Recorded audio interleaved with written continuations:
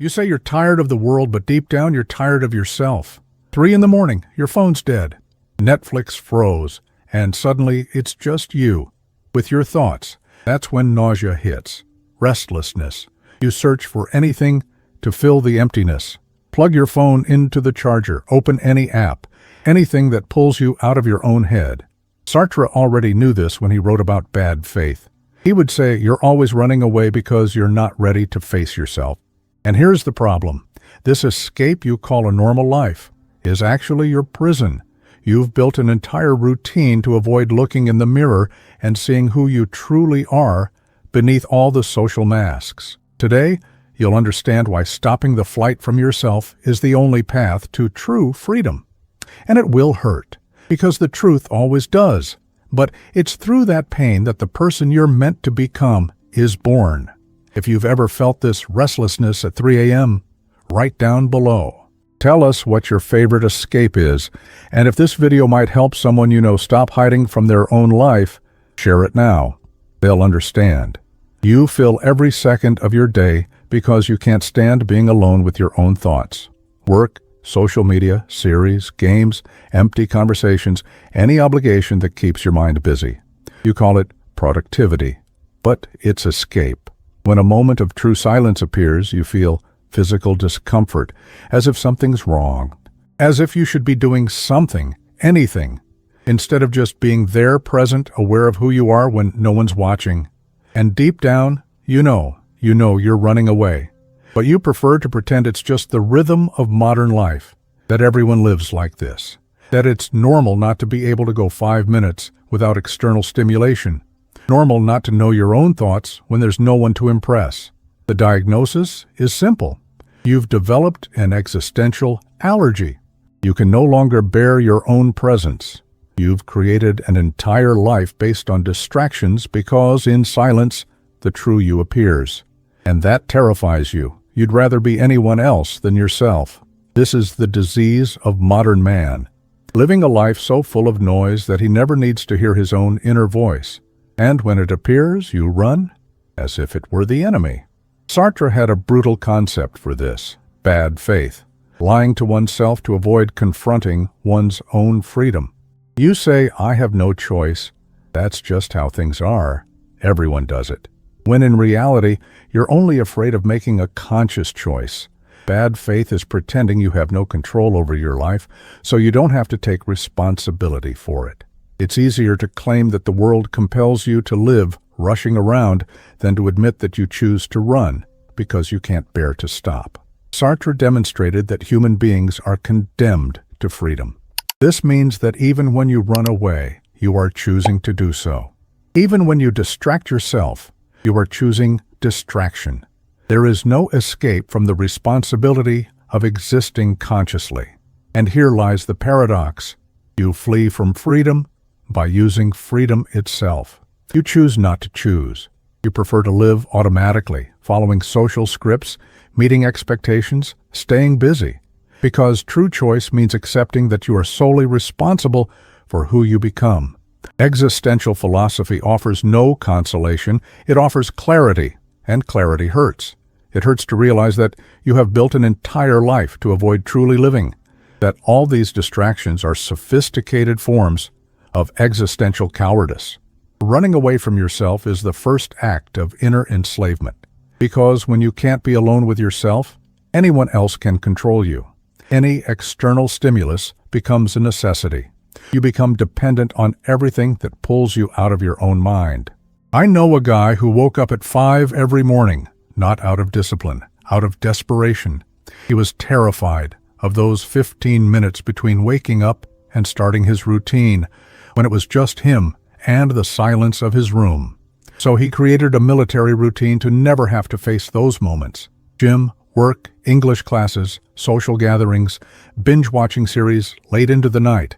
He called it an intense life, but it was systematic escape. Each activity carefully chosen to keep his mind occupied, to never leave room for deep questioning. It worked for years. He was productive, social, seemed to have everything under control, until life forced a stop. An injury that kept him resting for 3 months. No gym, no busy routine, no excuses to run away from himself. That's when he fell apart. He couldn't be alone for 2 hours without panicking. He discovered he no longer knew who he was when he wasn't performing some social role. Dedicated worker, helpful friend, busy guy, but who was he beneath all that? The answer was terrifying. He didn't know. He had spent so much time running away from himself that he had completely lost touch with his own identity. He didn't know his true desires, his deep-seated fears, his contradictions. He only knew the masks he wore to avoid facing himself. If any part of this video has made you reflect on your own escapes, mark this moment in the comments. That's where change begins. And if this resonated so far, leave a like. Not for me, but for yourself. The question isn't whether you're running away. The question is, do you have the courage to stop? Because stopping the escape means accepting that you will have to rebuild your identity from scratch. You'll need to question everything you believed about yourself. You'll have to confront parts of yourself you've ignored for years. The first step is to recognize your escape mechanisms: compulsive work, superficial relationships, reckless consumption of entertainment, social media, alcohol, anything that pulls you out of the present moment and away from the need to truly know yourself. The second step is more brutal. Create moments of forced silence, 10 minutes a day, without a phone, music, books, or anything. Just you and your thoughts. At first, it will be unbearable. You'll feel physical anxiety.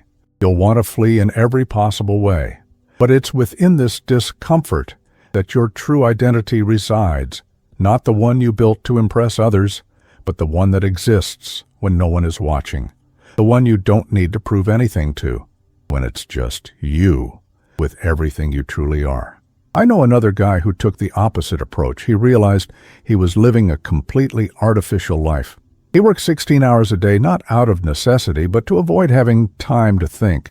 He went out every weekend not for pleasure, but out of social obligation. One day, he simply stopped, canceled all social commitments for 3 months, left his phone at home when going for a walk, began eating alone without any distraction, no podcasts, no series, no books, just him and his food.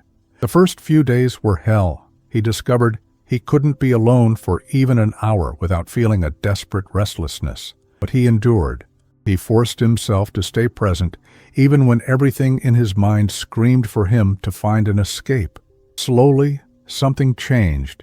He began to recognize thoughts that were truly his own, not opinions absorbed from others, nor beliefs inherited from family or society.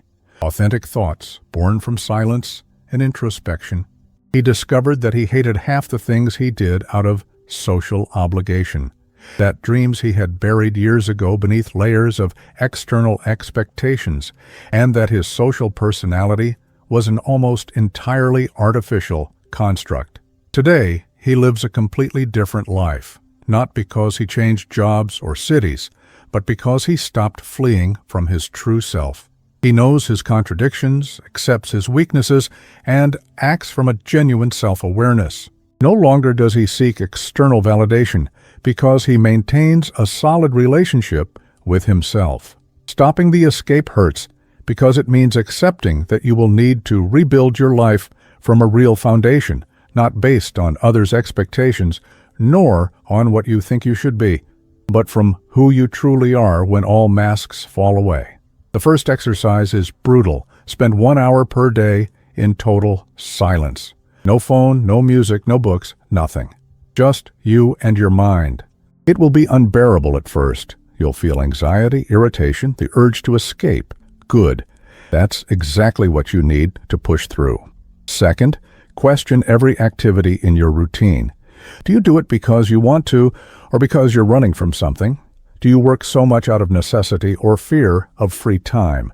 Do you go out for pleasure or because you can't be alone? Be brutally honest. Third, accept that you will have to disappoint people. When you stop living to please and impress others, many superficial relationships will end, and many expectations will be shattered. That's the price of authenticity. Fourth, learn the difference between being alone and being lonely. Loneliness is dependency, needing others to feel complete. Being alone is power, being enough for yourself, knowing yourself so deeply that your own company suffices.